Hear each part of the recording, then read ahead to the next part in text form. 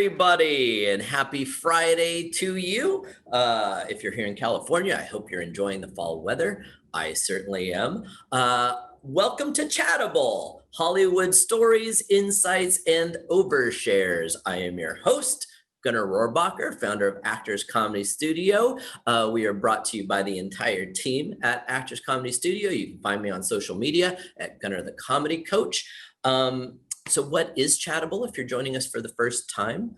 It is an informal conversation with some industry friends and experts just to catch up and have them share their valuable knowledge and insights. So our guest today is Phyllis Katz. I'm going to give her a better introduction in a second. Are just going to chat.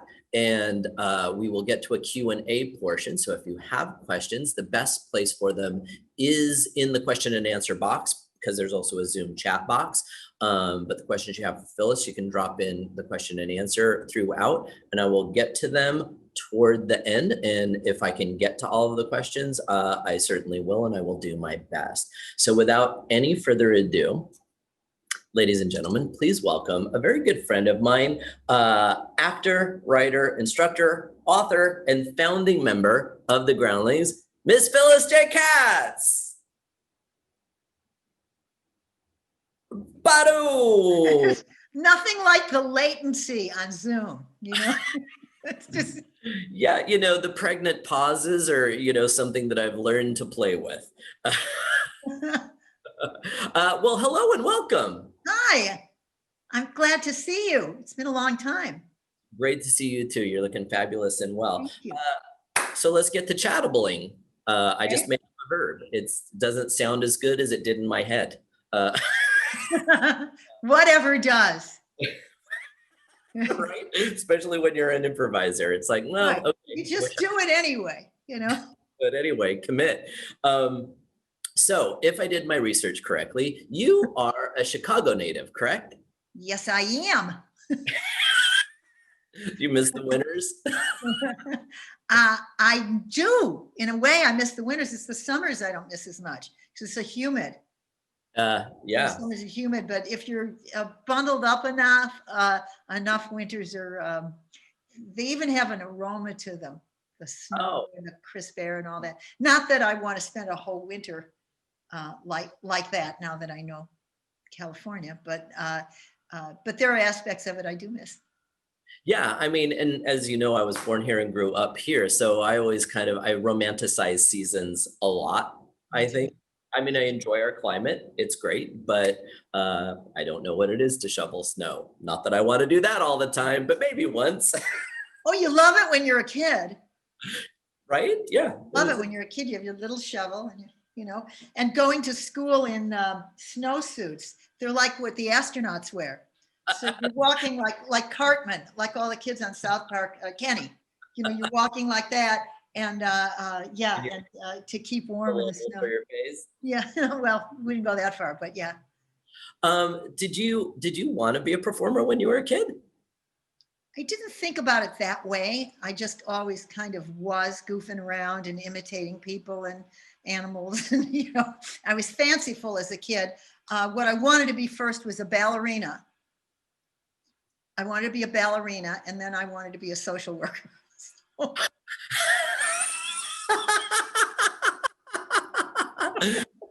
How hard did you pursue either one or both of those ambitions? I didn't pursue it all. I was a kid, but I took dance lessons, and I suffered for anybody who suffered and wanted to make it better. That's you know.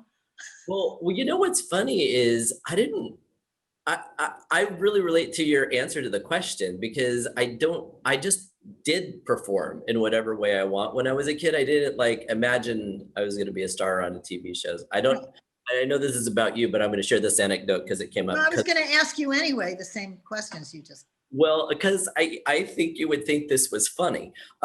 So when I was a kid. It's going to be bad if I don't. Well, the Tom Jones Show was a very popular show. Right. When I was a kid, and I was pretty little. So weekly, my first indicator that I wanted to be a performer to my family was I would strangely and almost savant-like reproduced the entire show by hooking the handle of our dog leash onto a doorknob and then using the hook end as microphone. And I would say, and Phyllis knows this, my middle name is Todd. And for a large part of my life, I went by Todd. Gunnar is my real name, but it's my first name. So I'd go, ladies and gentlemen, to my mom and dad and brother and sister, it's Todd Jones. And then I would do as much of the show as I could from memory. And what I couldn't remember exactly, I improvised. That's right. Well, this is, okay, Gunnar, my birthday is December 17th. You can just do that for me, just on your phone and send it to me. I want to see as much as you remember. I mean that. I'm challenging you in front of other people. I want to see that. Phyllis just threw down the gauntlet. I did. I will do it. Great. Because, I think as a kid, I set up my dolls and my stuffed animals because my mom and dad bought me this kind of an easel that was a blackboard on one side and a green slate on the other with chalk. And I would play teacher and I would do stuff for that. I would entertain them. I would dance for them. I made up songs. I did all the stuff I wound up doing as an adult. Teaching, improvising, making up songs, doing characters. And I used to get fascinated by, oh my God, you didn't even have to pull this out of me. I just remembered it. Heavy drama. And there was a lot of method on TV in drama when I was growing up. So everybody was always death scenes. They were always sweating and dying. And I would take Vaseline and put it on my face and I would do death scenes. I would do death scenes because it felt like, because like you felt like an adult. You know, if you were going to embrace death, you felt like a 9, you know. Oh, hilarious. God, it's just like a new use for Vaseline. It's not the same, but I think it's in the same vein. I think I all took it so seriously and dramatically and theatrically.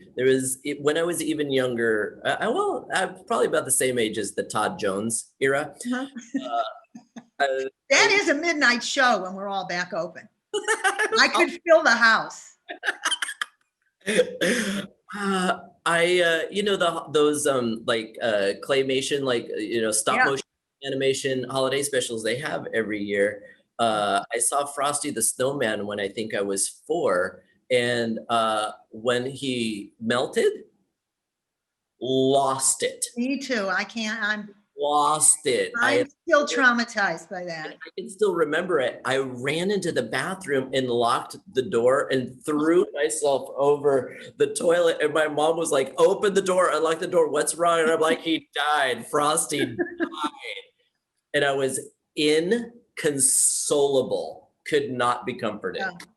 No, I'm with you. I mean, I'll be back again someday. What? Someday? That's like when you ask your parents for a dog and they say, we'll see. It amounts to nothing. It's like, I'll be back. So I felt the same way. I can't stand Bambi. I thought I can never take a child to see Bambi. Somebody else has to do it. I'll meet you for ice cream after. I can't. I'm really bad. It really, if there's a film, my friends know if an animal gets it in the film, they have to tell me ahead of time. It's awful. This is a conversation that's nearly 30 years in the making. True story, Phyllis Katz and everybody else who's watching. The first movie that I saw by myself when I was 10 was Bambi. And it was the first time my mom trusted me, and it's totally true. It was a little tiny, a small suburb of San Diego called Lakeside, and she let me be alone in the movie theater only because my uncle owned a business that was right down the street. And she said, if anything was wrong or any strangers talk to you, just go to Jack's. So I said, okay. And literally by myself in the theater, and I was like, oh God. Oh, there was nobody around. Oh, that's awful. No wonder you had to go into comedy. Okay. Was there ever a movie that you ever went to see by accident? By accident? I mean, like you went to see a movie and it turned out to be a different movie, or you went to see a double feature and it was the first movie on, not the one you went to see? Not that I can recall. Okay. I was a kid. I went with a schoolmate of mine on a Saturday to see 13 Ghosts, which was in, you know, a 3D with those little glasses and all that. But they showed Psycho first. Oh. I was forbidden to go see Psycho. And because I was told it was going to be too scary, I didn't want to see it. And when it came on, I thought, my mom won't get mad at me because I didn't know. So I'm watching it and it's so realistic that I love it, you know, at the beginning. Then she gets it and it's really bad, but I'm handling it until, oh, I apologize ahead of time. Spoiler alert. If anybody hasn't seen it, is going to, put your hands in your ears. So when Martin Balsam gets it in the eye on the stairs, nightmares for 2 months. Is this? I mean, literal nightmares, waking up screaming, my mother coming in and putting her arms around me and calming me down. Wow. I was just too young to see that stuff. And the skeleton and all that at the end, that was scary. And I screamed in the theater, and that was no worse than 13 Ghosts. You know, that was just like creepy and screamy and why I was there. But no, somebody really getting it for real in the eye and who wasn't a cartoon character or a skeleton or something. It's comforting to know that I was not the only person who was constantly watched things that weren't age appropriate. My parents were hippies. They didn't really have a filter. They were just like, this is I did. I just got into a situation, you know, watching that. They were pretty lenient. They trusted me. But part of the problem was that I was 7 and 10 years younger than my brothers. So I was always exposed to things older people did in the house all the time. So that was good stuff, though. I was also the youngest too. My brother and sister are 5 or 6 years older, so it was a little bit of the same. It's like, well, we're not going to cater to the kid, so we're going to do whatever. Did they torture you? My brother and sister? Absolutely. High five. So I didn't know that we were going to have this jag about movies, but one of the specific ways that my brother tortured me was by when HBO was new. Well, you are young. So mean. He put on The Shining on HBO while my parents were gone. And then when I went to the bedroom to hide, because I was like, this is too scary for me, he went in the bedroom and took out all the light bulbs. So the rest of the house was pitch dark. True story. Like that actually made Phyllis sad. Look at her face. She's like, so terrible. My brother Alan got a reel-to-reel tape recorder with the money he got from his bar mitzvah from gifts. And my brothers were babysitting for me when my parents went out one night. So I guess they couldn't go out unless somebody stayed. One of them had to stay and babysit, so they both stayed. And I used to not fall asleep right away. I'd get in bed, my mind would be going crazy. It's the same now. And so they put the tape recorder in the closet. They had about 15 minutes of blank tape and then chains rattling and an old man's voice saying, please help me. I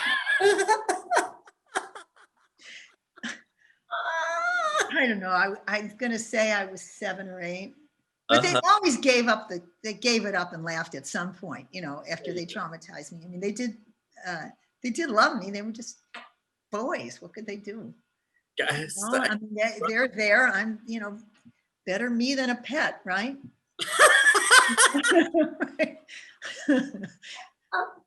I'm sure my brother also loves me too. I think. Are you close now?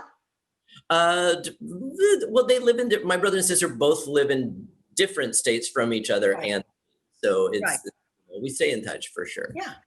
My brother lives in Texas. My sister lives in Arkansas. Red states. Never mind. Let's go back to Chicago a little bit. Yeah, let's do that. Did you? I also think, if I did my research correctly, you spent a hot minute in the Second City touring company. Was that correct? Not like that. Yeah. What was that like? Well, it was so brief, but the touring company was a little bit like what you hear in the company. Like Acme had a Sunday company and a Friday, Saturday company. Remember when you were in Acme, and the Yeah. Groundlings has a Sunday company. This was a little different in that it was Monday nights when the company went dark, because Second City was Equity. So Monday nights they were dark, and then if you were in the company, you would perform their sketches, older sketches, and you would learn them and perform them, and then you do improv.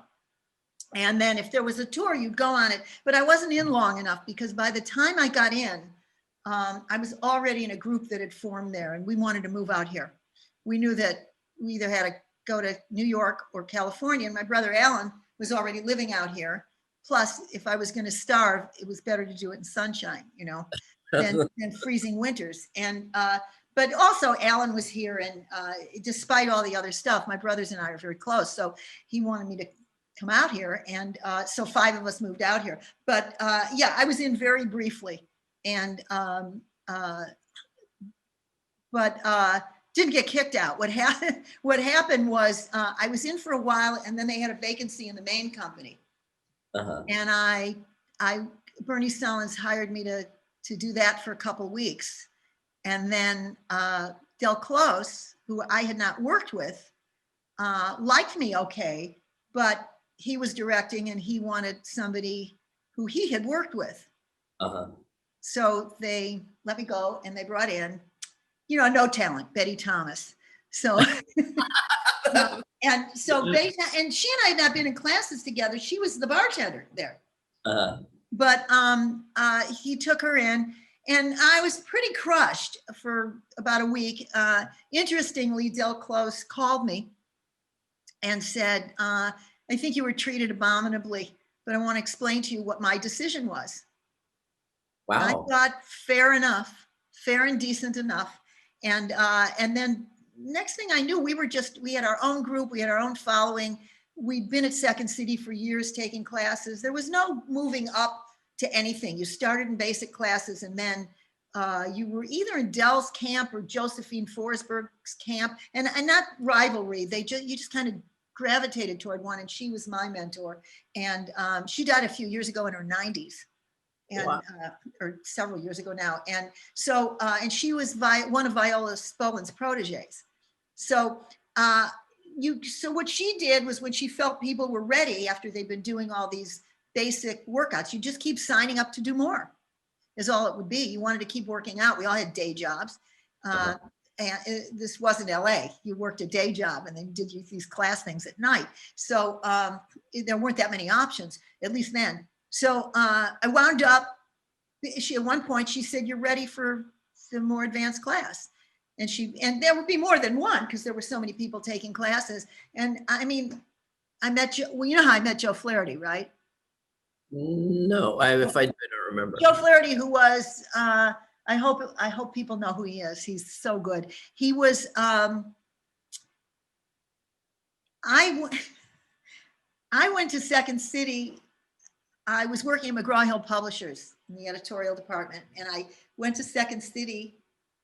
And, well, you'll find out why in a second. Joe Flaherty was coming down the stairs with a bicycle. He was pretty young then. And he said, "Can I help you?" He had just gotten into the touring company. And I said, "Yes, I write song parodies." "You wanted to buy some?" And he was so sweet. He just said, "Well, we write all our own material, but we have classes here." And he handed me a brochure, and my life changed in an instant. Wow. And so I took the classes, and that led to everything else and everything else. So that's how I was in the touring company. And then I think after Dell's call, I just wasn't heard anymore. It just didn't hurt anymore. It was no big deal.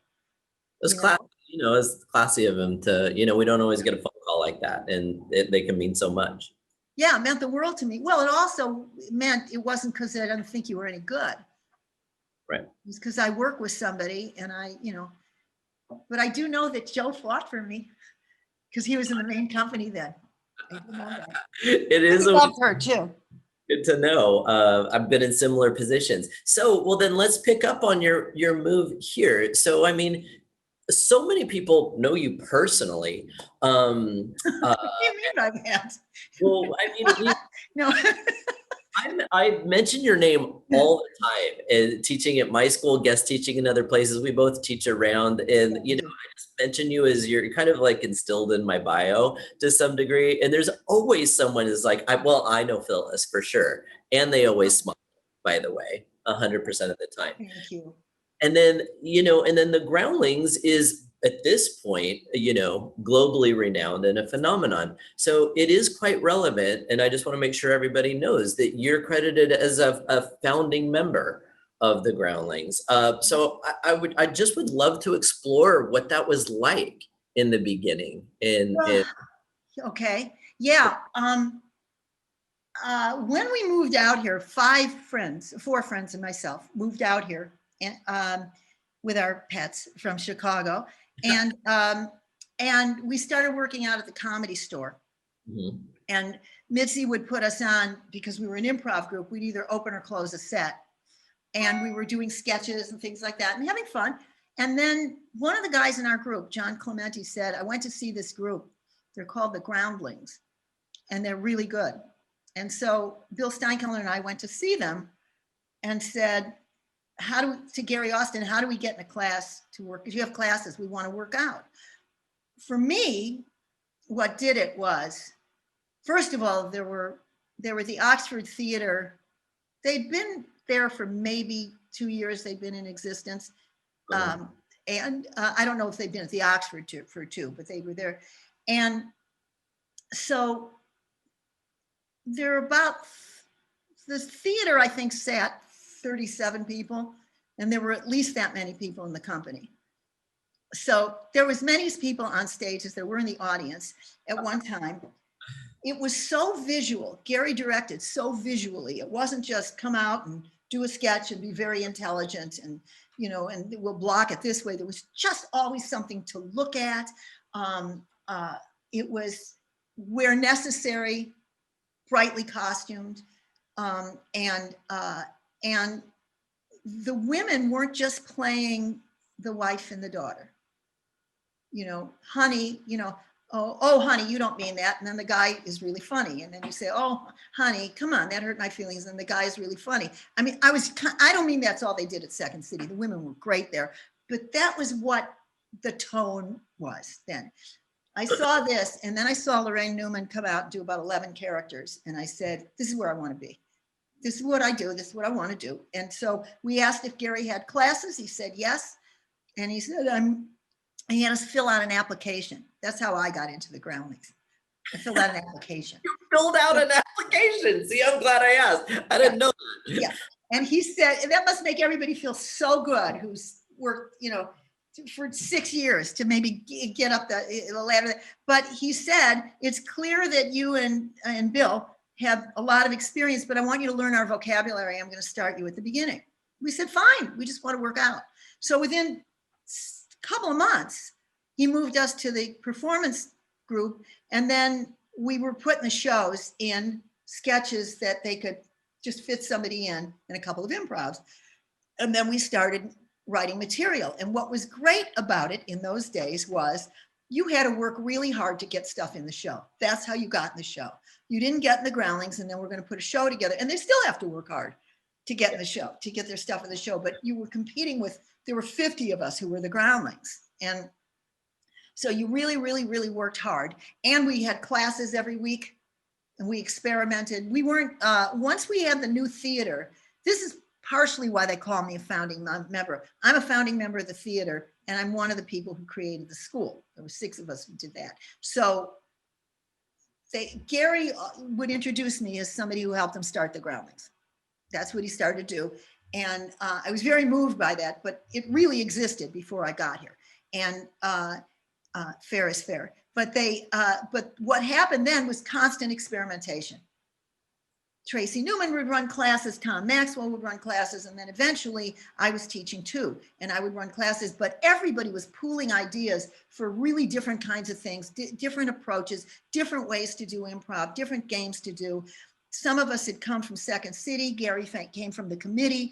I think there was somebody from someplace else. What? San Francisco? Yes, the committee was in San Francisco. They were so good. They were the most political of all the groups. They were really, they really did a lot of social commentary and all that. They came to Chicago and when I was in classes and just blew me away. I mean, they just blew me away. There was 6 of them. They were so good. So we just kept experimenting and playing, and we couldn't get our permit to open for years, because if anybody's ever tried to get a permit in Los Angeles or build anything, talk to somebody who tried to build a house, it's just, they make it so hard. So for years we were just not able to do shows. We did the Improv for a while. We would rent the Callboard Theater, which doesn't exist anymore, which was great. The Zephyr, I think different places we worked. And Bud Friedman used to give us an hour at a time at the Improv. And we were just doing everything we could, but it was constant experimental stuff. We started to do long form things, and it was so much fun. And then people started to get work. It's like, oh, wait, maybe I should do a down left. You know? It's so inside and heard. Yeah, no, I know what you mean. So, well, then, it's just the nature of things, because it evolves. So when did you, so I hear that, there was always, teaching going on. When did the school kind of more as we might know it begin, and how did it begin? Can't give you the date. I should have this I should have this on hand because people ask me this a lot. But it was, I cannot remember if it was late 70s or early 80s, but if we were paying to be the Groundlings. We were paying dues to be there and to keep the theater open.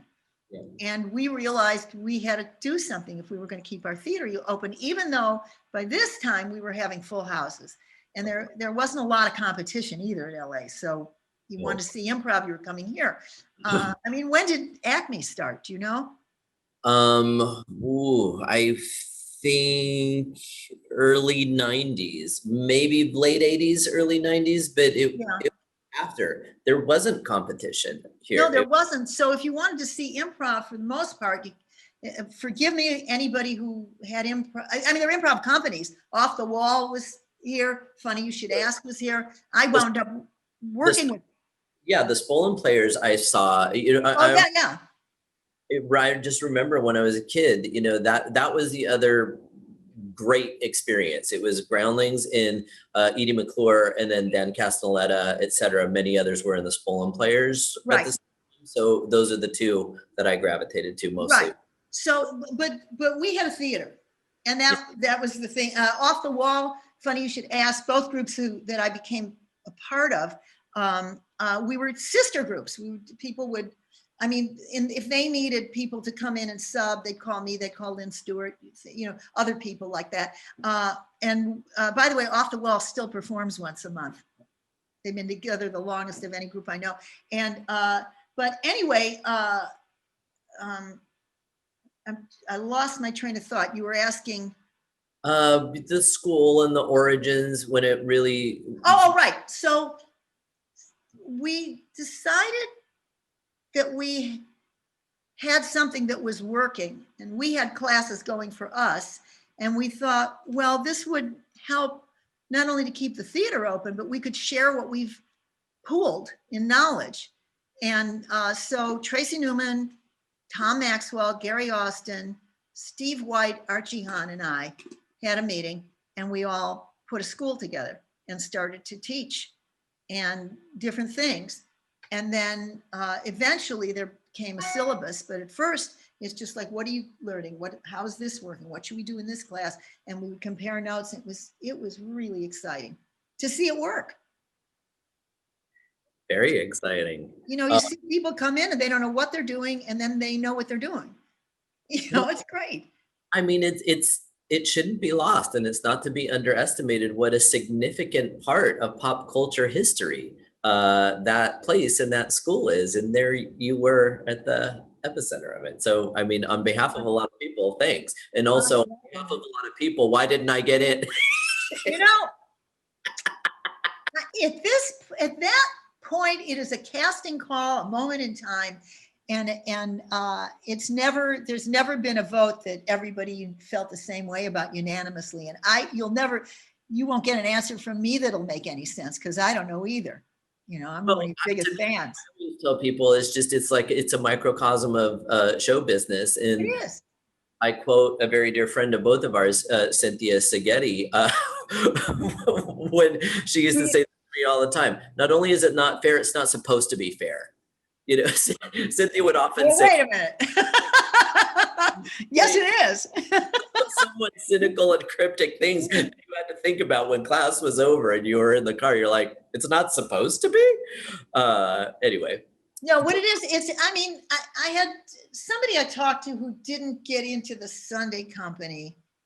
I said, okay, there are how many people in the company at the Groundlings? So I said, let's say there are 25 people in the company at this point, and 13 of them could make it to your show. So 7 of them voted no and 6 voted yes. So 6 out of 30 people made a decision. It's not about, at that level, it's not about your talent. I've never seen, well, I'm not in the room if I'm not in the company. If you're not in the company, you're not in the room, and their vote is private anyway. But I do hear rumblings from time to time, and it's never occurred to me that somebody tried to, like there was any movement to keep somebody out that I know of. I just think it shakes down a certain way, and human beings are human beings. So they vote the way they vote for a number of reasons, right? No, absolutely. Yeah. I was more just a joke. I didn't mean to. Yeah, no, and but I wanted to address it because I think you may have people in your audience today who are in classes at the Groundlings or were in classes. And I can tell you that I know of people in the company who have lamented when people didn't get in. Where some of us who are alums will text each other the next day after we've seen the show and say, I don't understand that. You know what I mean? And then you'll talk to somebody in the company who says, I voted for him. So, I mean, it's just like casting at that point. There's limited spots and too many good choices. That's what I tell myself every time I don't get something. It is true. A friend of ours, Dorian Frankel, always makes that point when we teach together, and I appreciate it so much. She says specifically, just to underscore the point, as a casting director, it's my job to give a producer a short list of several people who would be fantastic fits for the job. Like, it's not her job to just narrow it down to one. That's not what the casting process is. Like, here's several great choices, and they could all do it. I was in part of a casting session. I think it's now 2 years ago. Yeah, 2018 for CBS. And I may have told you about this. They were doing a show that had an element of reality and an element of improv. And somebody recommended me to run these casting sessions and help the improvisers pull out the characters that they wanted to see. One of the most fun jobs I've ever had in my life. I did not expect to be in while they were talking about the actors. In fact, I asked to leave the room. So we'd done it because I knew a bunch of people. A bunch of them were from the Groundlings who they called in. But I wasn't called in until they already had people they were considering. Right. And they brought me in, and it was a lot of days. I mean, a lot of days of this. So, including bringing somebody in when they didn't have somebody who I went out with years ago who was not very nice to me. It was the most powerful moment when he walked in and saw me in the chair. Oh my God, I was so happy. But anyway, they had everybody come in, and I'd interview them as their characters, and I'd set them up in improvs and all that. And you could do this too. You make an improviser comfortable. You're an improviser. You know how to do that. So after the first round of everything, they said, okay, we're going to talk for a minute, and then we're going to have you come back and do some more stuff. And I said, okay, I'll leave the room. And they said, no, you stay here. We want your input. So when I closed the door, I said, well, I'm a little biased. Some of these people are my friends.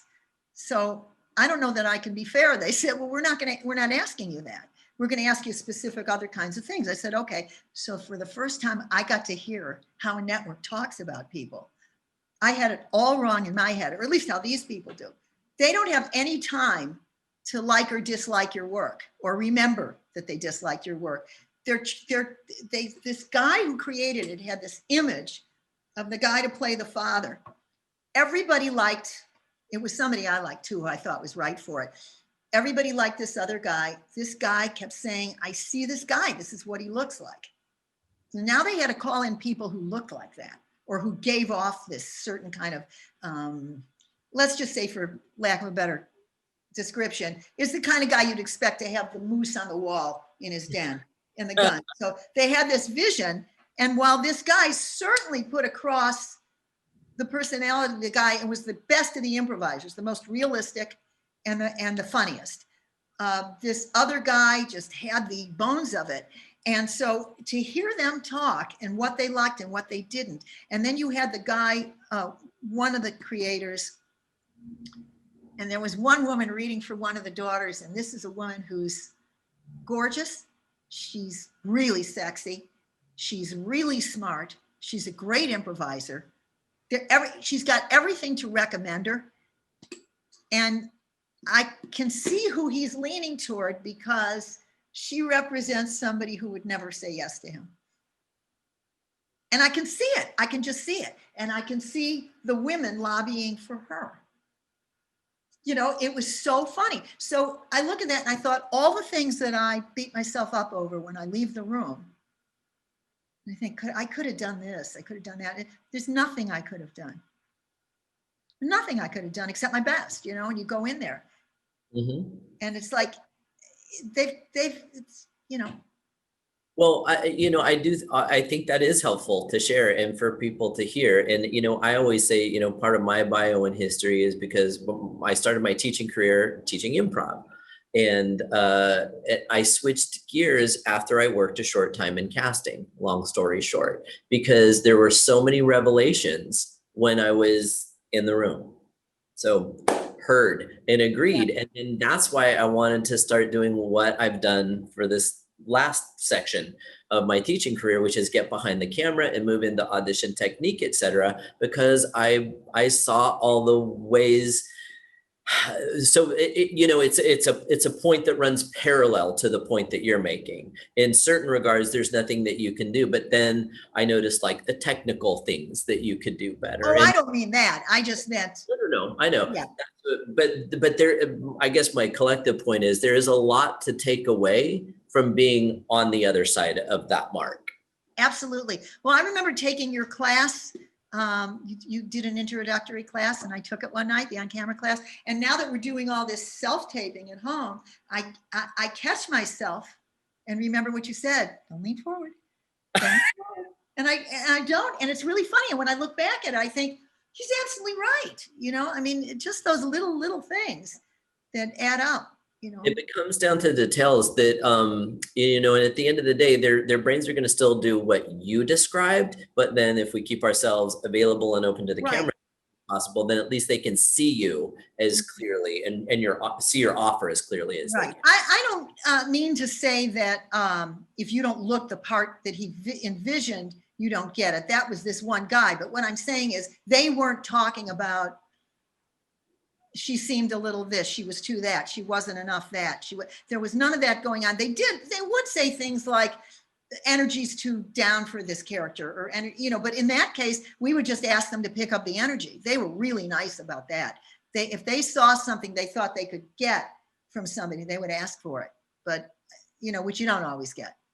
Yeah, I think you don't always get Dorian, It was wonderful. It's not been my experience either that they overtly praise or overtly diminish or get into the details the way we might when we're in the car alone and go over it. Right. Yeah. It's not really what happens. You really just understand what kind of a more or less neutral business it is, and they're shopping for what they want, and since they're the boss, they can shop till they find it. Yeah, it's business.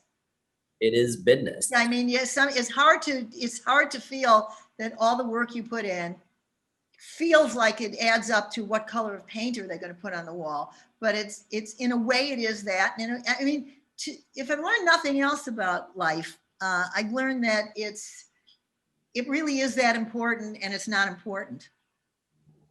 Everything you do, you know what I mean? It's got to just be important to you. You've got to be able to walk out of an audition and say, I feel good about what I did.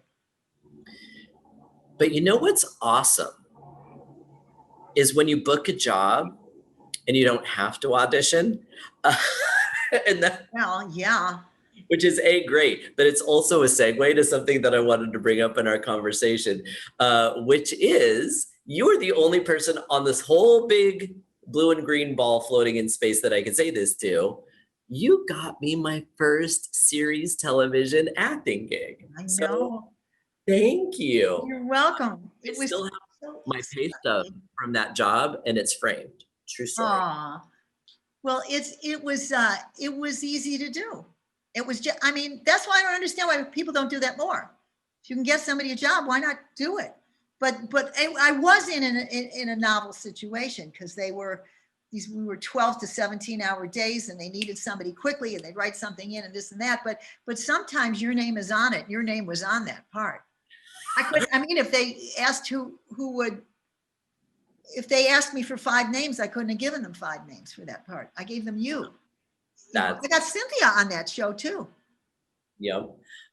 So they know what we're talking about. It was a series on which you were a lead in, I believe, the mid-90s. It was called Sherman Oaks. It aired on Showtime. And in my opinion, and I'd love for you to talk about it because it does have a cult following, I think it was a show ahead of its time. It was Chris Beard. I mean, it wouldn't, you might not have that view of it now if you saw it because it would look dated. But it was Chris Beard, who was, I think, he was on Laugh-In. He was on, as a producer, creator, he had a lot of shows in the 60s, 70s, 80s. And he and Ken Hecht, who was the writer, came up with this. There had been a show on PBS called An American Family, I think it was. It was about the Loud family. And they took cameras in to watch a family for 2 years. And it was a well-to-do family. I think they were in Santa Barbara, and the marriage broke up, and one of the kids came out, and there was all this stuff happened for real. And Albert Brooks actually did a takeoff on it and made a movie. And now the name escapes me of the movie. But anyhow, Ken and Chris wanted to do a TV show based on that. So it was a little bit that, a little bit Beverly Hills 90210. They actually wanted to they first called it Sherman Oaks, whatever their zip code is, but it was canned by the network. And so they wanted to do this, it's a mockumentary, but it was done on tape, and it was done kind of corny and wah-ish and all that. But we had some fun. We had a good time.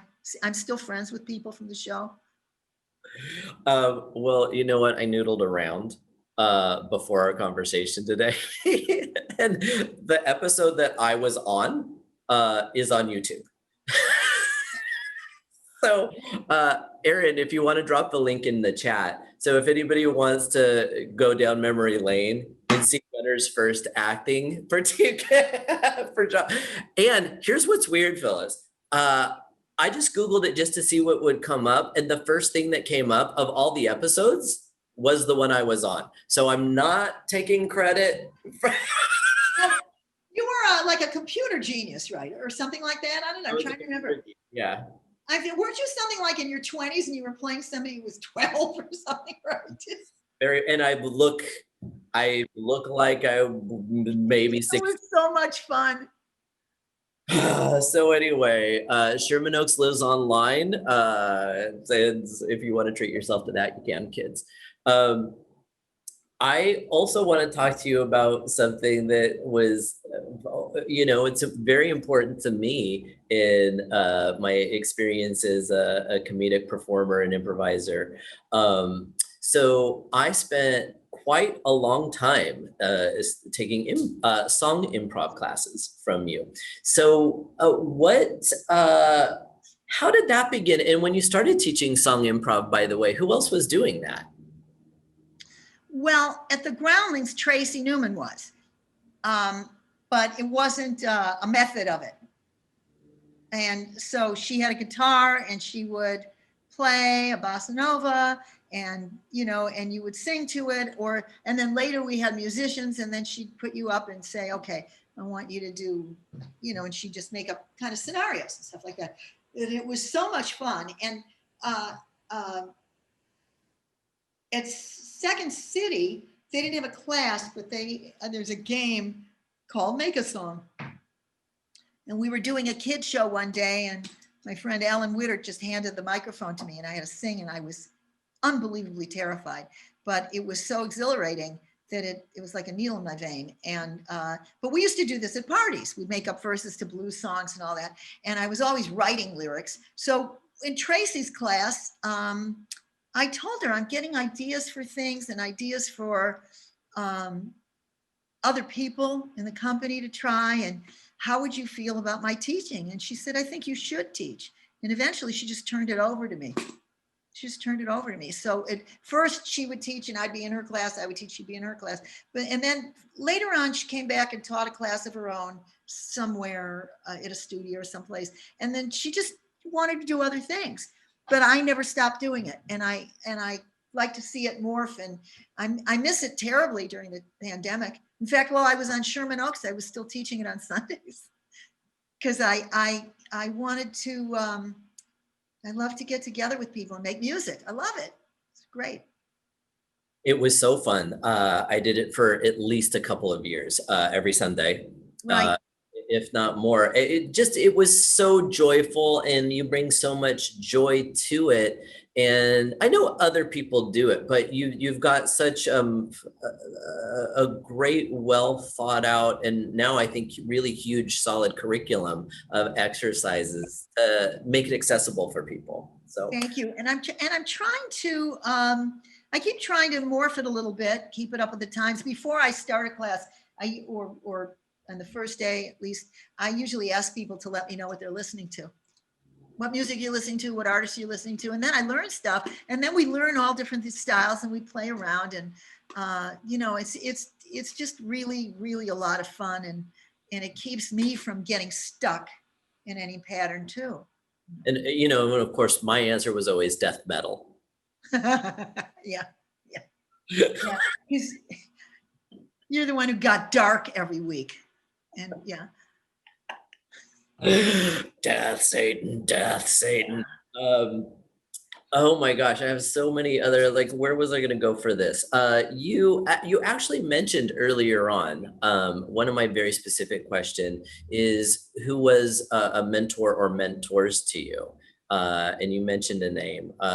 Can Yes. you talk about her a little bit more, and what specifically you got from her that you didn't get from somebody else? Well, Josephine Forsberg taught me the basics of Spolin, and that it was important. What do you mean? How so? Just in the teaching. Just in, I've had people tell me this over the years too, when they take different kinds of classes, that it's like therapy, that improv is like therapy, because if you're at all introspective, even accidentally, if you're trying to know yourself better, you start to see how it filters into your life. I don't know that I was seeing it right away then, but I was feeling better.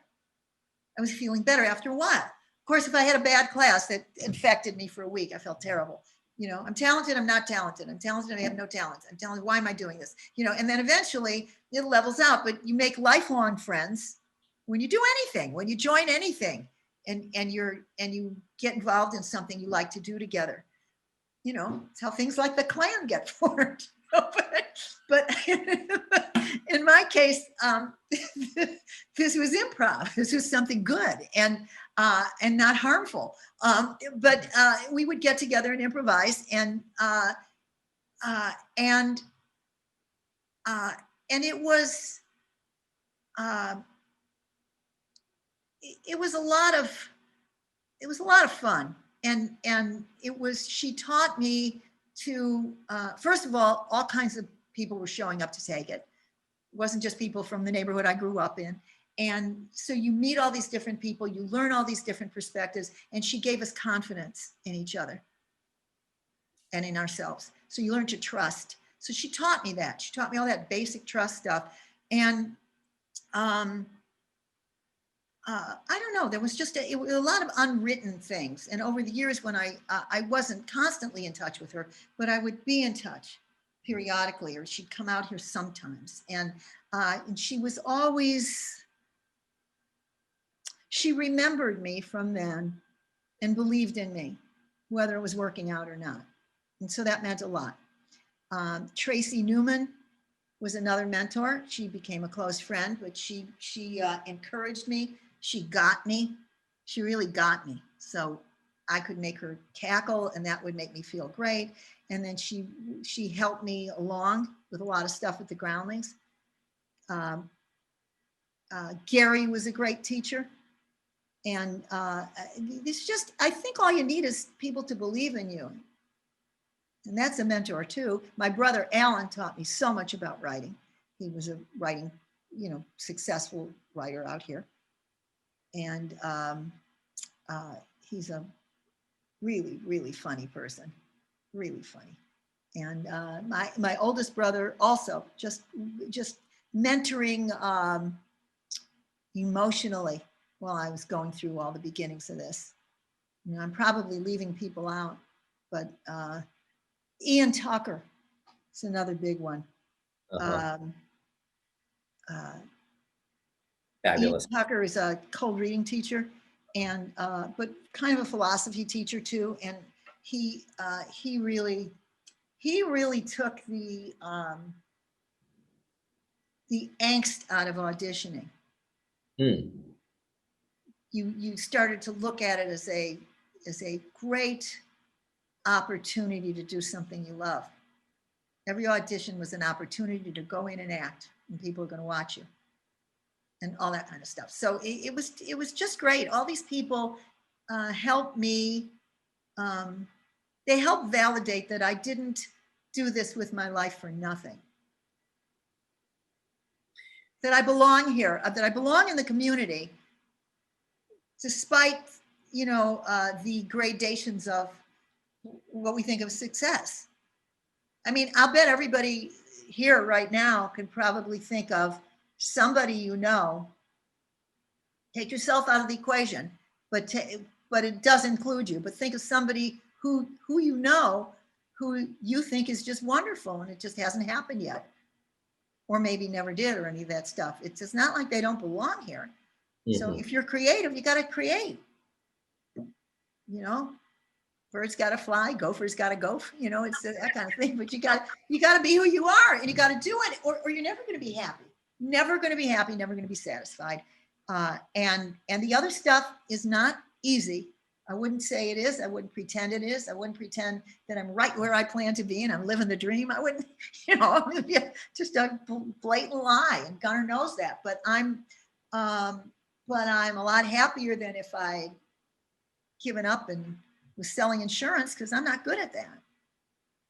Although I could use some. Sam Sad just threw me off the roll. So it just Well, I love that answer, and I'm glad I brought it up, and as you well know, but I want to make sure everybody else knows, and I say it often and emphatically. I was blessed with two in particular, and as you know, Cynthia Sigeti is definitely one, and you are the other. And you two in particular, but I was very fortunate to have, as you stated, a whole group of great teachers who also inspired me to teach, because that's not something I thought I wanted to do until I got performing arts teachers specifically. And I had good, subject teachers in high school and college, a great history teacher, a great English teacher, right. But they didn't want to teach, and you did, because I saw how much fun you could have, and the joy that can be generated by giving other people permission to come to the party. So Yeah, well, that's a beautiful way to put that. Put that in one of your books, because that is. And the thing is, I've often said, in the beginning, you take any job you can get that doesn't morally offend you, right? You got to pay dues. You got to do stuff. But at this point, one time I got called in for these young kids knock. This is a film, some film. The kids knock on the door, and somebody's grandmother is naked except for an apron, and she's welding something. And then when the kids see her, they scream and run away because it's so disgusting that she's older. And I just said, I think I'm going to pass on this one, not only because A, I hate it. B, it's insulting. C, if anybody saw it, I'd want to kill myself. But mostly, I'd rather spend the day seeing the light go in somebody's eyes in a class. That would make me feel better than getting this job. And there's, if you haven't done it, you don't know how gratifying it is to see somebody get it and become a butterfly. It doesn't feel competitive at all. It feels like nurturing children to adulthood. It's the closest I can understand that. It's just a beautiful thing to see. And it tells you how much you've learned and how much you know and how much you figured out. And then you'll see somebody, or at least I will see somebody else say, we'll have this at the Groundlings. We'll be sitting in the teacher's lounge and somebody will say, okay, you ever had anybody in a class when you're trying to get them to do a character, they blah, blah, blah, blah, and then we all start talking about, well, here's what I try, here's what you try. Well, you know what I think is happening? And the place is like a beehive with ideas. And then you try something new, or you find that way that somebody suddenly gets it. And sometimes you don't know if you've done it or not. They just walk in one day and something clicked. Something absolutely clicked. It's like playing a guessing game. It's like playing essences or 20 questions or something, and suddenly you got it. You heard all the answers. Suddenly, all of a sudden, you got it, and that's what I've seen happen. I used to think that some people just really weren't funny. I mean, well, it is true. Some people are not funny, but at least in my view, but not as improvisers. I don't mean that. I mean, some people just don't. They wouldn't gravitate toward this. But I used to think some people just weren't funny, and then I was completely wrong. I was proven completely wrong. At some point, this thing clicks in, and their sense of humor comes out, and it's terrific. And if I've been in the room, cool, And parallel to that, too, one of the things, my evolution, and it intersected improv, but then solidified when I started teaching audition technique and behind the camera, is that also similar to that, but not quite the same. Everybody's castable as something. Yes. Everyone. Even that woman in the apron.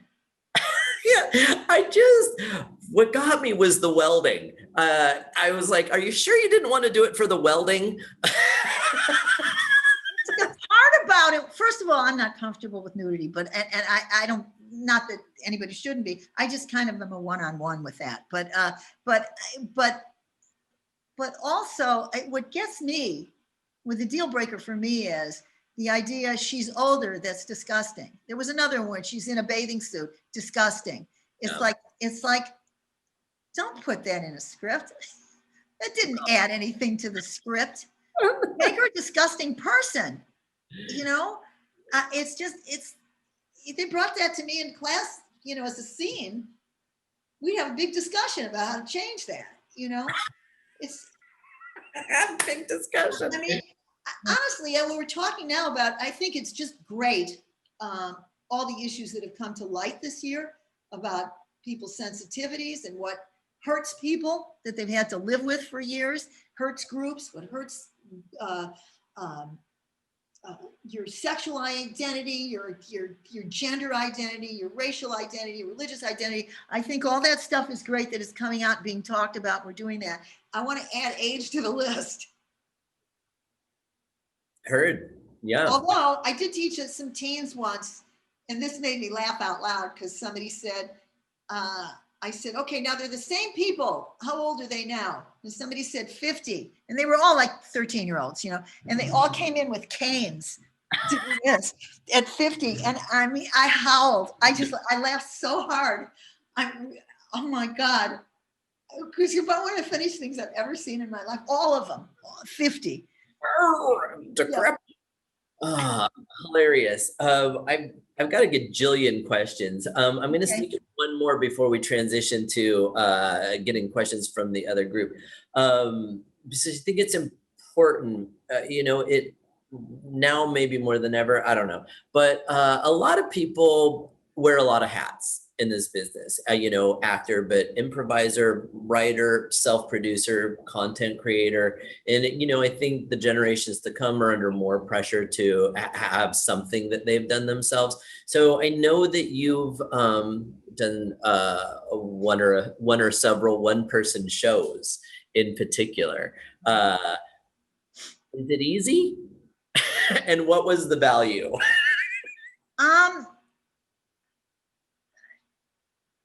Easy is an interesting way to put it. I probably would be harder now, but when I first did it, I had all these ideas for shows, and I thought, what'll be the one I can get up the quickest? And I thought, well, I had characters and I had music, and I had Ray Colcord, God bless him, he's gone now, who was our musical director and my buddy and writing partner. We wrote a lot together, and I thought, all I need is Ray and me to start this. And it turned into something where I had other people in it, in between things, and singing with me and all that. So writing took a lot of work. It wasn't hard because I was excited about it. So hard was relative. Getting it up, I couldn't have done it on my own. I had to have people around me to do the business end of it. And I'd met Rob then, we were together, and he helped put it together and produce it and get people and organize some things. And then the second year I did it, it was easier, but we had investors for that. I still had to get somebody to do that. So no, it's not. And then any other time I've done it, I've just put people around me who wanted to be involved, who could help. And in many cases, I was lucky enough to have access to some theaters and say, how much do I need to rent it for? Can you help me find a place? You have to ask friends, is what you have to do. Say, can you help me? Do you know of a place that I could put this up? Do you know somebody? And when I did my I'll Settle for Less at the Steve Allen Theater, where you and Cynthia came, and somebody who was there asked if you were a couple. And about that. Oh my God. And, but anyway, they when I did that show, Brian Gatson was a friend who did a lot of sound. He was married to Mindy Sterling then. And he said, I'm going to broker this deal at the Steve Allen for you. I'll get you the Steve Allen. I just put their sound in. And he got me a spectacular deal. So I was never going to lose any money on it, even if the show didn't do well. And it just worked out well for them and for me, and because they started to get a big following after that. So I just think, the hardest part is writing it and rehearsing it and getting directors. You said something really key that I think, I know a lot of people struggle with. They don't like to ask for help. I don't either, generally. But for that, I will, because it's easy. It's not asking them to put skin in the game. I don't have an easy time asking for money. I think I told you, I've got a book I'm working on now. I'm asking people for blurbs. It's just painful. I haven't even done it with people I know. Because social media, promoting myself, I'm the worst. I just don't do it. That article that just happened that I didn't put it up. Somebody else posted it on social media. I can't, I don't know what's the matter with me. It's either a shortcoming or it's a particularly wonderful thing about me. I can't decide which, but I can't ask people for anything like that. But to put up a show, you got to ask somebody who you love, who believes in you for something. Ask them to help you get it together. Because the worst that'll happen is, I don't mean get your act together, but I mean, you just say, I really want to put this up. what do you think I should do? Can you help me? You know, and they might say, well, what do you need? I mean, you have to do some of the work. You have to decide what you need, and then Sure. you see who you can get. So when I got Ray Colcord for that show, he said, I'll get you some singers. And then we'd asked Rod Burton, who'd been in the Groundlings and in the Young Americans and is a great singer. And he said, I'll get you some great singers to do this. I said, why would they do this? I can't pay anybody. He said, because it's fun. They're studio singers. They get a lot of money all the time. They might want to do something that's fun. They all said yes. And the first day we got together for rehearsal, there was a song I'd written where I sing this part and then there's this refrain of a line. So they've all got the sheet music from them in front of them. And I can sing, but I'm not a singer. You know, they're singers. That's what they do for a living. And so they hadn't seen it before. They all sight read. So Ray hands them the stuff. And I sing my line in my voice, you know, da, da, da, and they all come in harmony and sing this line. And I burst into tears. It was just, I mean, it burst into tears. It's like, how did I get this? I felt like I'd had a 30-piece orchestra behind me when they sang. And so, and it's just because I asked Ray and Ray asked them, and asked Rod, and they asked, Ray and Rod asked them. And they said, sure. Well, that's why I followed up and noodled around on that, because people need to hear that. Like, you know, people get, you know, afraid or whatever, but I think people are generous. And part of what this whole ride is to me about being an artist and a creative is being part of a community. And sometimes you get asked to somebody else's party, but sometimes you've got to throw your own and say, come on, this is going to be fun. I did my whole life growing up, and I guess I still do it because I do it at AC. I'm doing it with Chattable right now. Right. I mean, if anything, I thought, why didn't he ask me first? You know, no, I didn't think, but I'm happy to do it. First of all, if it's a show and you're asking them to be part of it, that's always a compliment. That's always, always, always a compliment. So, so you're asking somebody if they want to do their show and they can say yes or no. And I have to say, well, I can't give you the statistics, but I'm somebody who curls up into a ball if I'm rejected. Okay. I'll be honest with you. It's really hard for me. And it feels so personal. And I think that definitely it's something I work on because I think it's just a foolish way to be. But but when I put shows together, people usually say yes. More people say yes. And when they say no, they usually have a good reason. You know, like when we did that cluster flag last year, that was it was a fake Democratic debate. And that was when the Democratic field was so huge. So I had it where everybody was running for office. You know, we had somebody playing Cardi B, Lyric Lewis was Cardi B, and we had some people playing the real people and some people playing, it was just, everybody was getting into it. So I asked a few people to play certain people and they said, I am so uncomfortable trying, if it has to be like an impression of anybody. And I said, well, no, it's just in essence. And they said, if it's not a character I created or an improv, I'm uncomfortable with it. I got that. I completely got it. It didn't hurt. So then I moved on. It turned out the people I had were people who really wanted to be there. It was one of the most fun shows I've ever done. But usually if you're asking people to be in it, that's not a problem. Asking people to like play music for free, I usually wind up paying. I always pay my musicians. Ray was different. Ray was my brother and he wouldn't, you know, take any money. But but you ask for help. I need somebody to work lights. I need somebody to do this. And you see how much money you can come up with and what you can do. And when I did the bunch of losers reading their essays, the fake essay show, I had one night where I had a group who did it and we just had a big house and made a lot of money. And then I just gave everybody a check. I didn't get paid. I thought I made what I expected to make. I paid for everything and I made, breaking even was all I was trying to do there. This was never going to be a money maker. We were in the small theater at the Groundlings, but I just said to everybody, hey, sharing the wealth. So but most of the time you're asking people to work for free. So that's difficult. But so if you ask somebody to work for free and they say no, then you got to understand, well, that's completely understandable. But so you got to have a budget of some sort.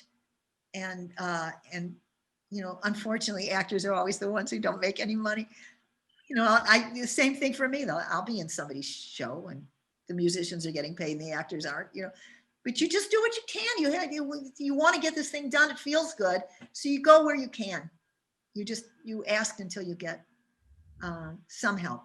Absolutely. I don't think anybody's born loving asking for help, but I think it's part of the challenge of this whole artistic creative journey.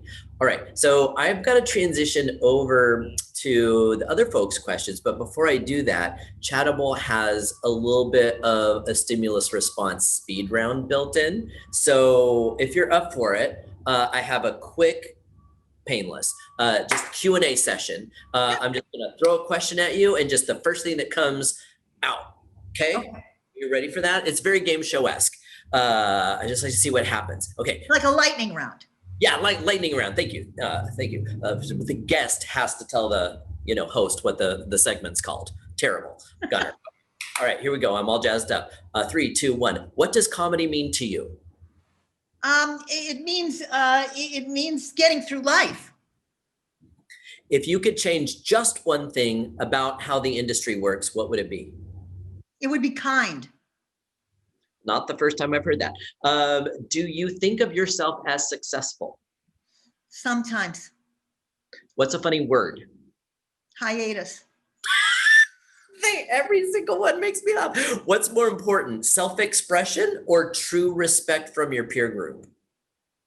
Equal. Is there anyone not invited to your funeral? No, I'm not Cynthia. Cynthia gave us a list. No, everybody's welcome. Is there anything, in your opinion, every human being on the planet has a responsibility to do? Yes. Be human and humane. There you go. Speed round is over. Oh.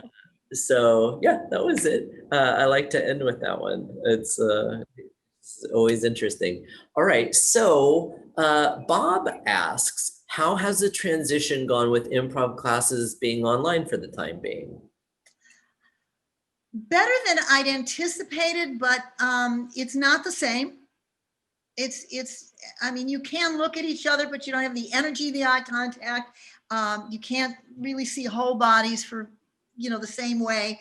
I think you can get 70% there, maybe 80% there. But considering we're all in this together, I think we're doing really well with it under the circumstances, but I cannot wait to be back in a room with people. I kind of have a follow-up. It's a bit different, but just teacher to teacher, friend to friend, just as a teacher. I mean, that spoke to improv specifically, but just teaching on this format for you personally, is there anything of note or that you've discovered or maybe learned about yourself or? Yeah, I don't know if it's about teaching per se. It's just that I've been doing a lot of writing workshops, which work well in this format. And what I like about teaching online is people who can't be here in person anyway get to take the class. And I have people from all over the world, English speaking people, who take the classes, and it's really fun. And it's fun for the people in the classes too. And to hear what people are saying about America, they feel so sorry for us. We're pity. Yeah. It's like we're a third world country. It's just amazing. But what I found is that this is saving people. I can look into their eyes in a different way, the way I see them. I can see the mood they're in. I can see the pain they're in if they're in it. I can see when they're joyful. In a different way. I see the whole group close up, and people are we're kind of helping each other through this by being able to express ourselves, be creative, have a little fun, also tell the truth about how we're feeling. And it's been just kind of joyful for me in a certain way. So there's that. Also, there's no traffic. And there's also, like, I am actually wearing jeans with this top, but I don't have to. You know what I mean? It's just, there's that. But I'm finding that writing classes are going really well, and I love that. Um, I've experienced literally a version of all of that. yeah. And I'm glad I followed up, because ladies and gentlemen, that's what an excellent teacher is. So even though the format changed, your skill set, your humanity, and your care about who's in the room with you. This is a different format, but none of that really needs to change. No, it's just different. It's different. I taught a class a couple years ago that was for all Japanese speaking kids who take voiceover, and they wanted to give them improv, and they brought them out here, and I had an interpreter. None of them spoke English. And I thought, how am I going to do this? And then I figured it out. And it was so much fun. It was so much fun, and it worked. So, we're all problem solvers. Even an actor, you're an actor, you're a problem solver. You're figuring out how to get that you're trying to get that from the page to something alive and meaningful for people. We're always solving problems. Yeah, I actually use that as a short answer. It's never flip. I always expand on it, but people say more or less some version of how do you book work, and they say, well, you learn how to solve someone else's problem. Yeah, that's a good way to put it. Right, and then yes, it would be a bit cheeky if that's all I said. Well, you say that, and then you take a little drag from your pipe. And cross your legs. Have I earned your megaphone and say next? Have I earned my pipe and acting shawl? Because I'm pretty invested in the tiny little old man of me teacher. I've told students for decades, the day I show up in a caftan and a turban, have me taken to the sanitarium. Or give you your award. Because I'm into the turban. What are, if any, some of your favorite current TV comedies, or current-ish, or what have you been watching during the pandemic? Anything? Yeah. I'm not watching comedies. It's the weirdest thing. I've been watching some old stuff. Like what? Like really, To Be or Not to Be with Jack Benny. Wow. Funnier than I remembered it. You have to get into it, and then he just walks in the room, and I lose it. So I've been watching some old WC Fields. It's a gift. I haven't been watching TV sitcoms. It's weird. I'm going to Netflix and Amazon, and I'm watching these very, the detective things that last for 10 episodes, and The Crown and things like that. I watched a bunch of that. Documentaries, the James Baldwin documentary, somebody just wrote in the chat, I haven't seen all these chats, they disappear fast. Sitcoms are dying out. Oh, well, yeah, Gunnar's going to bring them back though. So it's just. It's also not true. They're evolving. That's different. I think they are. I'm just sort of right. It's like, what are you in the mood for right now? And so, friends are recommending things. I've been watching, I'm trying to think, movies, documentaries, but most of the time, Rob and I just decide what to watch. We just keep flipping and surfing and decide, no, I'm not up for that. How about, no. And then we say, you know what, it's late. Let's just play a game of Scrabble and call it a night. But a lot of dramas for the most part, and documentaries. Scrabble. Do I have to come over there and watch you kids? Rob put this up on his Facebook. He posted this. We did a game one night, and it was so tight on the board. We couldn't do anything, and we were taking so long, and it was getting late, and we both were kind of not into it anymore. So we made a deal to just make up words and put them down, and then you just had to justify it and call. So we kept coming up with 7-letter words and making up the definitions for them. That is brilliant. I've personally been just watching, nobody asked me, but you're the guest. But I've been super invested in this season of the Great British Baking Show. on Netflix because they actually shot this one since the pandemic. So everybody had to like literally leave their house and stay stationed in quarantine together. And the whole thing just makes me cry. Right. Because Right.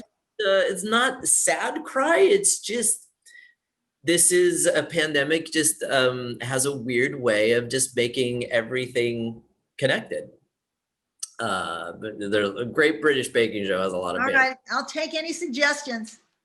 There's something that is particularly interesting about this season that they did it since the COVID. Right. Oh, the other thing I've been watching is just some short YouTube things that are funny. I've been watching those things. J.L. Coven does the best Trump I've ever seen in my life. Have you seen him? He's got his thought patterns. He's got his thought patterns, and that's what he does. And J.L. Coven, Cauvin. It depends on which one you get, because he does them almost every day now. But some of them are just wonderful. He just, yeah. My favorite YouTube program is hosted by Trixie Mattel and Katya, to drag show contestants. It's genius, and the way it's edited in particular is genius. Do I have any fans in the chat? Anybody? Trixie and Katya? They are hilarious. There's a lot of drag queens. Some are pretty, some are like, have whatever personality. Trixie and Katya are slay me. Because I'm a little bit in the past here. I'm looking up everything Richard Pryor ever did. Look at your comedic. Every interview he ever did on YouTube. I'm seeing him on the Tonight Show. I'm seeing him on this and I just can't get enough of Richard Pryor. Fantastic. Here's a good question, particularly for an improv teacher. Bob also asks, I'd like to hear Ms. Katz's thoughts on irony in comedy as it pertains to cancel culture. So I guess I would even broaden that out as to when you're teaching improv, you do have to give feedback and guidance on language and terminology, things like that. What are your thoughts? Yeah, I've had a lot of thoughts on this because I think that people are getting very careful, and sometimes that kills the spontaneity.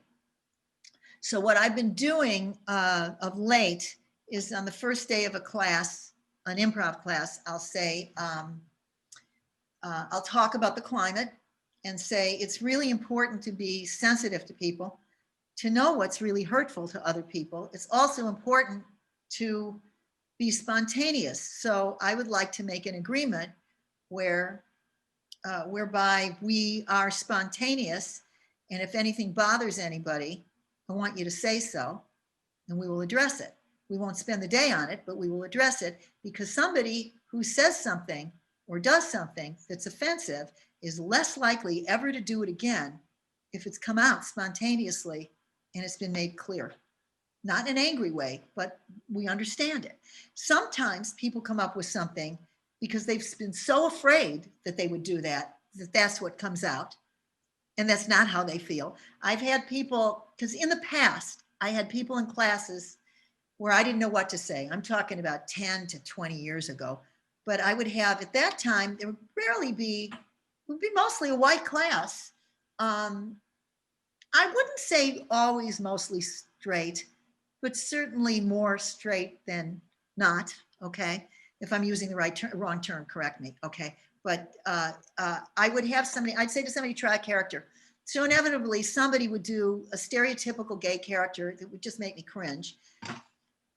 Or there'd be one Black person in the class, and somebody would grab his crotch and go, yo, yo, yo, sup, man, and do some kind of really bad street dialect that was clearly that's what they're doing, a rapper. And it was, and I would not know what to do, because my thought would be, is the guy sitting over here next to me offended by this? Does he think it's funny? Does he not care? And if I bring it up, does it make it worse? And I never knew what to do. And we've been taking, Brownling's teachers have been taking diversity training and sexual harassment training and all kinds of stuff over the last couple of years. And when I say been taking it, you take it and then a year later you check in with the same person and we talk and have all that. And so I've just taken to addressing it at the beginning, but more often than not, the person who says the offensive thing to a woman, to somebody of color, to somebody who's gay or trans, 9 out of 10 times they will say, the minute that left my lips, I felt horrible. And so, good. Now we talk about it, and we don't get into a long thing unless we need to, and then it doesn't ever happen again. It almost never happens anymore. Right. And so, and it's navigating your way toward the middle ground. I think we have a different vocabulary for it now, and a different sense of awareness, but it's always been there. You know, my instructors were always on me and anyone in class to just be respectful. And you could flip it around and say the other way to look at it. I don't teach improv so much anymore, but it does come up in like writing classes, because I have script writing classes, etc. So people do ask questions about what's appropriate subject matter. You can never go wrong taking down institutionalized power. So it's just like Right. what target? Your target is something, Punch up, not down. punch up, right? A person or an entity who can oppress. Just to go for that, and you usually can't go wrong. And it's not always just straight white men. Right? No, it's not. And also it's. I think you have to figure, if you don't mean anything offensive by it, you're less likely to offend. Although I have to tell you, to be honest with you, in this climate, I made that comment that just flew out of me about the Klan like 45 minutes ago, and my heart's been like that ever since. And I thought, I hope people didn't think I think the Klan is like a hilarious, and yet went dark. I meant nothing, but at the same time, I might have roiled somebody. If I did, tell me. I need to know. She's open to feedback. I'm serious about that. No, I know you are. Yeah, no, I think about it too. You know, we speak publicly, and we speak, often, because we teach for a living. So it's, I'm always careful with my words too. But I agree with you. It's always often has to do with intent. And it's pretty rare that my intent, even if I'm human and make a mistake, my intent was probably never to hurt. So it's, Right. and I'm open to hearing and apologizing. So as long as you live in that space, I mean, you'll be okay, and we don't have to cancel and stamp out. I don't know how it is for people now so much, but when in my younger years, like in my teens and 20s, especially 20s, when you get out of your area and you're meeting people from all other places, and we would make fun of ourselves and each other relentlessly about our differences. That was part of the game then. So, I mean, we were, I got all the Jew jokes and the blonde jokes and and we were just always on each other, but to be funny. It was just to be funny, and to kind of acknowledge our differences and what people thought of us, and that we didn't think of each other. So it was a time when that kind of thing was okay to do. I mean, I look at some of these old, I told you I was looking at Richard Pryor, and somewhere along the arcade, they were showing some of those old god awful Dean Martin roasts, and on YouTube, and they had, I'm trying to think of who it was. I think it was Don Rickles, always like making these black jokes that, I mean, it's so outdated what he's doing, but the black people on the dais are laughing, but I don't know if they're laughing because that's what they had to do, or because they thought it was, but he meant nothing by it, but it's just. I was going to say, I mean, it could be a combination, but is it because they understood there wasn't harmful intent? Because right, it wasn't harmful intent, but it's the kind of thing, if a comic did it now, it'd be cringeworthy because there's not enough insight behind it. Sure, absolutely. It was more shocking then. It was more done just, he's saying that. Can you believe this guy's saying that? But it's just, Yeah. Anyway. Absolutely. We've got time for maybe one more question, and then it might. I'm locked down. I'm here.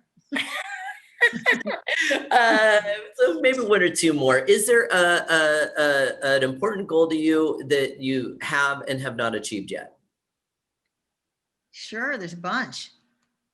Is there anyone that you want to share or that stands out? I want to get my book published. Fantastic. I'm going to stay on you. I'm going to hold you that. You're going to get a Christmas present of a video of me doing Todd Jones and also a reminder of where's your butt. Well, I don't need the reminder. I need somebody to help me get a publisher. Who is going to ask me how many followers I've got first? All research. Yeah, well, that's the world we live in. Yeah. What advice do you have for an actor to be more confident and get out of their own way, or to be more expressive, find their unique voice? In a nutshell, I mean, it takes time. Keep finding different creative ways to express yourself, and remember, you don't have to do this. So you do it because you love it and you want it. Don't let anybody take away from you your love for it, because that's what brought you to it. All right, I'm going to sneak one more in. Our friend Alex Stein. If I didn't get to all your questions, I'm sorry. I love all of you. Alex Stein is here. What is the? He has a great book. They have to buy his book. He's got a great book of stories, short stories, tales from what? The north, the up Alaska. Help us, Alex. Plug it in the chat box, Alex. Plug your book. I mean, it's really great. It's a book of short stories. I loved it. Okay, go ahead. Alex's question. You know what else is a good book? Well, that's not the book I'm talking about, but yes, thank you. That's 11 years old. You can buy that on Amazon. I didn't get to it. It was on my. Thank you, though. Thank you. I've read it twice. But Alex says, what is the best or worst piece of advice you've ever gotten? Oh, wow. Okay, it was from a cousin of mine who had been in Hollywood, and she's much older, like 40 years older than me. And then she came back to Chicago, and she said to me, when you move to California, there's a lot of money to be made in recording records for the blind. She told me to look up when I got out here. Okay. So that might have been good advice or bad advice. I don't really know, because I couldn't find anything like that when I got here. But let me just ask you in general, is there anything else that I didn't cover? Do you have anything upcoming?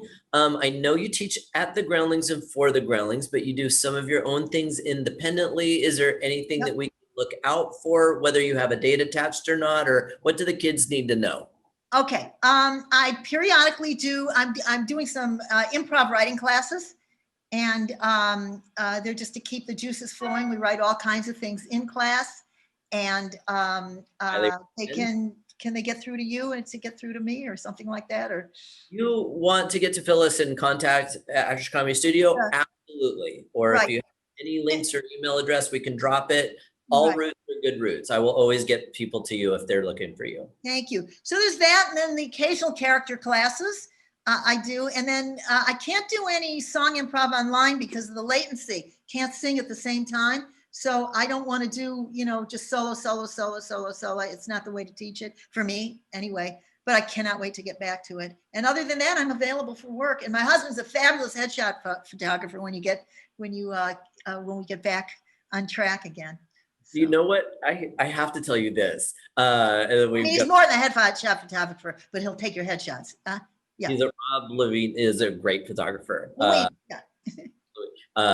We love Rob. So I, as a warm-up exercise in my class, very, very early on in the pandemic, like kind of 3 or 4 weeks after we all got on Zoom. I don't know why I did this, Phyllis. I don't usually lead with, boy, this was really stupid of me. Wow. You probably never even heard me say that because I don't usually do dumb things. I was convinced I could get my class on Zoom to sync up in singing Row, Row, Row Your Boat in 3 groups. Oh my God, yeah.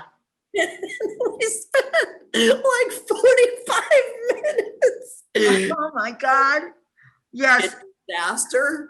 I was like, no, you guys, this latency thing, it's not real. And if it is, we can overcome it. And then in my mind, I was attaching it to a timing, rhythm, and pace exercise that had to do with comedy that I was doing next. It was a shit show.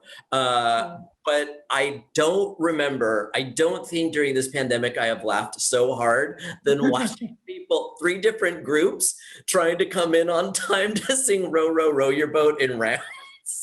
Oh my God. Yeah, it's really, it's like a cruel joke that we can't get together and sing. Yeah. Even just people who play music and even forget the improv part, you can't get together and sing. And somebody said, couldn't we do it outside? And I said, you could if it was a place where there are no neighbors. I was fixing to put together a karaoke outing before this all started. All right. So it's time to wrap, kiddios. So this was, I did these in a series. So for the first round of Chattable, I booked 10. So thank you for being part of the very first round of Chattable. Thank you. Next week, everybody, my friend Sarah Beth Shadeen, who is a senior agent at BRS Gage, is going to be my guest and talk about agenting in particular in the time of COVID and pandemic. If you have any good wishes for Phyllis, please give them to her. She's been an excellent guest. I knew you would Thank be. you. I'm now reading the chat because I couldn't do it while this was going on. Knew we would never get to everything I had to ask. But I also thought as one of my segments that I wanted to give my guests something in, if we were in person, I would have cooked up a Chattable mug or t-shirt or some such thing. Since we're virtual and I can't physically give you something, this is the gift that I give all of my guests. So these are Louise Hay Power Thought cards. Oh, I love her. So in my mind, we're going to pick one at random, and it's what the universe thought you should hear today. So you can believe that or not. It's just what I believe. No, it works for me. Okay, good. So I'm just going to flick through, and just at a certain point, just go ahead and say stop. Okay, and stop. This is your card. So they have 2. What did it say? Get out of show business? It's like the most embarrassing thing that I now have to read to my longtime friend. Do you want me to do it again? And mentor. No, I'm going to read it. We've got to commit to the bit, Phyllis. This is what the universe thought I should say to you. I am at peace with my sexuality. Is that supposed to be what I'm feeling or what you're feeling? The setup is it's what you were supposed to hear today from the universe. And I'm just the vessel. So here's the other side. I rejoice in my sexuality and in my own body. My body is perfect for me in this lifetime. I embrace myself with love and compassion. I'm going to spend all night trying to think of why that was the card that came to me. But, I'm going to spend all night cursing the universe that it made me read that. I'm so embarrassed. I'm at peace with my section. A lot of people don't know this about me because, I'm cheeky. I'm a comedian. I'm an improviser. I'm a comedy teacher. I am also a huge prude. Oh my God. All right. Well, that just took it out of me. That was okay. Now I'm looking really quickly. Thank you for these really fun comments. Yeah, our audience is always amazing. Thank you all for coming out. You are awesome. I'm going to be doing a whole other series of these next year. I'm lining up some new guests. I've actually had people enjoy these so much. They said, can I be a guest on your Chattable? So I had to wrap up this one first. So if you love this one, come back. It's actually Saturday. It's not on a Friday. It's actually Halloween that I will be talking to Sarah Beth Shadeen. And then that'll be the last one for the year. You guys have been wonderful and all fun. Favorite Catherine, hi, Catherine's got her favorite Richard Pryor sketch in there. So thank you all so much for joining us. That is our Chattable today. Phyllis, you are one of my favorite human beings on the planet. You have been. You. Cynthia said, you know who else you need to know? You should know Phyllis too, my friend Phyllis. And then like 30-ish years later, here we are. So thank you so much. I appreciate you. I love you. And thank you all for caring enough to show up for this. Yeah, super fun. All right. Have a great weekend, everybody. See you. I have to leave now? I just, yeah, you have to go. Okay.